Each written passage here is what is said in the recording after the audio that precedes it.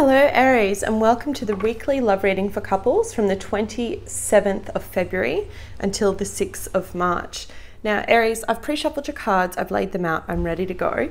Before we get into it, astrological update, we have Mercury going retrograde on the 5th or the 6th of March, depending on where you are in the world.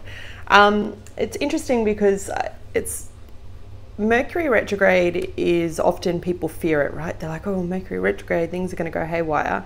And typically they do, because the Mercury retrograde is a period where we should be reflecting about things. It's not the ideal time to start anything new, okay? Because typically it won't stick.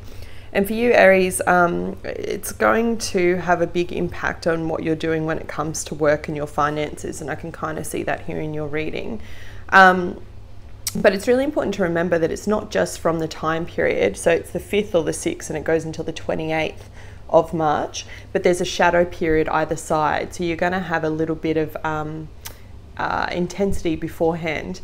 What people don't know is that they think that the Mercury retrograde period is the intense time, but it's actually the period before, the bookends, the period before and the period after. So we're in the middle of the most intense time. And I say that with love because I'm looking at your reading and it looks pretty intense, Aries. So let's get stuck into it. This is a weekly love reading for couples, Aries couples, from the 27th to the 6th of February. Now, Aries, at the bottom of the deck, you do have the Queen of Cups. This could be your partner, Cancer, Scorpio, Pisces, or this could be your energy, just very much wanting to be nurturing, loving, giving. The Queen of Cups for me is the queen that is kind of like the one that when you fall over and scrape your knee and you want a hug from mum type thing, that will give you that kind of feeling, if that makes sense. So either you or your partner are embodying this. It's quite a lovely, caring, nurturing feeling. Unlike the King of Cups, which I see as more like the romantic of the zodiac, I see the Queen of Cups energy is very floaty, kind of caring kind of energy, and it's a little bit different from the earth sign, which is more grounded. Like this is more emotional in nature. In terms of signs, I do have a Queen of Wands here, Aries, Leo, Sagittarius, so that could be representing you. As you guys know, don't hold into the facts that they're queens or kings too much. It's not gender specific, particularly in a general reading. But as you start off this time period, you have the Five of Pentacles coupled with the Tower. So Aries, I don't know what you have that's going on in terms of your money, but I feel like it's directly related to home. The Tower can mean many things. People freak out when they see it, right? Because they think, oh gosh, what's going to come crumbling down and what's going to fall away? And it does mean that. Its basic meaning is sudden change, and things that are not built on a solid foundation come crashing down. It's like you've tried to build something up and it comes crashing down.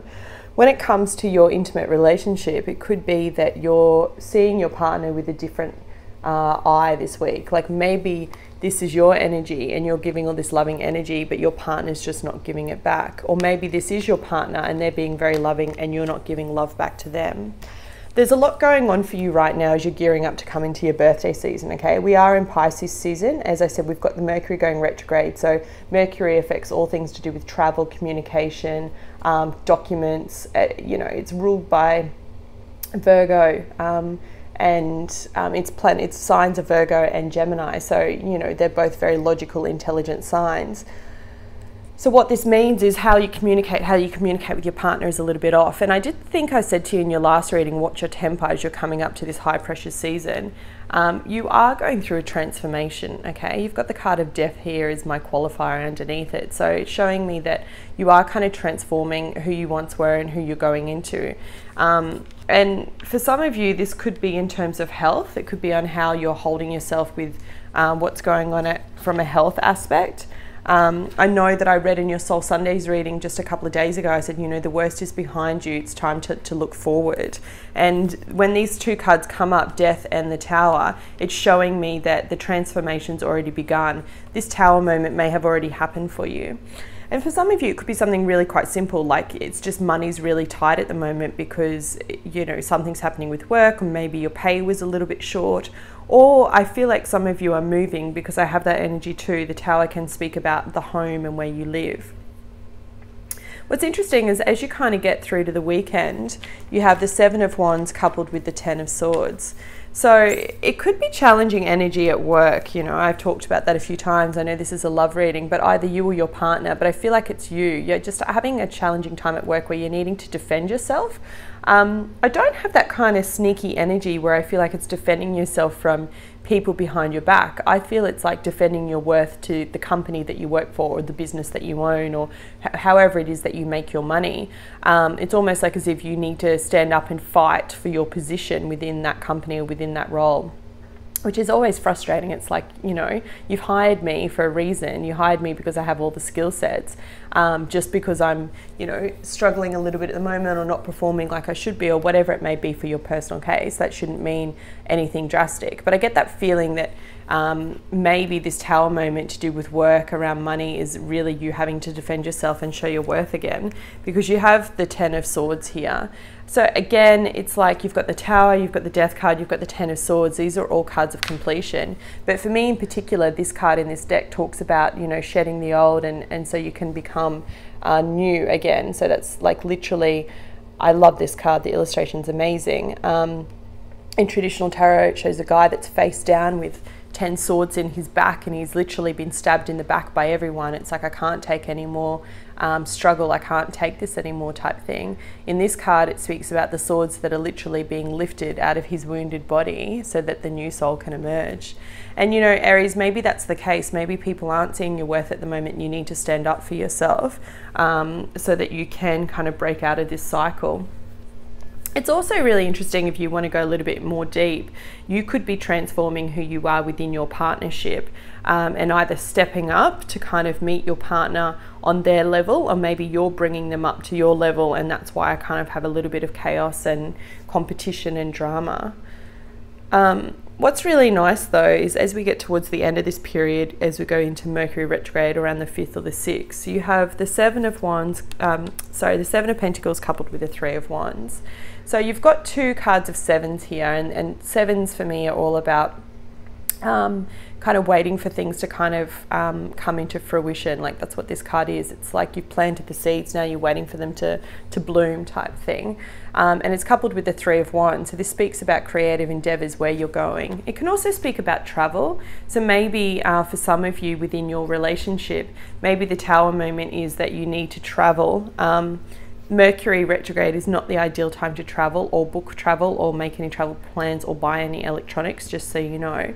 But it could just be that you're wanting to travel with your partner and you're trying to figure out how you're going to get the money together, you know, and that's where you're kind of like a little bit at each other's throats.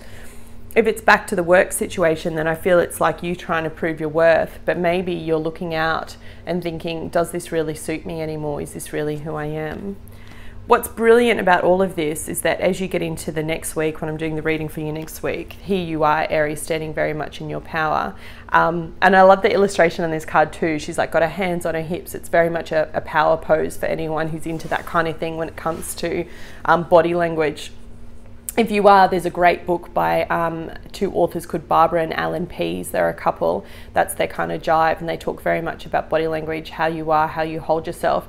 If you ever want to assume a position of power, stand up and put your hands on your hips and watch your whole demeanor change. So that's just a little bit of a tip there for you. But this is you very much in your power. So I guess my thing for you this week is just hang tight. Whatever this energy is, however it relates to you, if you're moving house, then it's going to all work out okay. Don't stress about the money. It will come together. If you're trying to plan a trip and it doesn't look like it's going to work, same kind of response. If you and your partner have been kind of in this wishy-washy backwards and forwards kind of vibe for a little while, then I feel like this could be the week to either make or break you. And the same goes for work, like you're having to stand up and fight for your self-worth and who you are within the company. But Aries, for some of you, it could very well be that you're done and you've made a conscious decision that you don't want to do this line of work anymore, or you want to change the way this work is being presented to you. There is a lot of planetary alignment at the moment for your sign, for our sign, because I'm an Aries moon and Aries rising, that focuses a lot about transformation. And you've got the card of transformation here, death, when it comes to what it is that we do, who we are, and what we're going to do and be in the world. And the reason for that, whenever we go through these kind of cycles, when we have the Tower moment and the Ten of Swords, it's about shedding, letting go of all that doesn't serve us so that we can step up to a higher level of elevation, of ascension.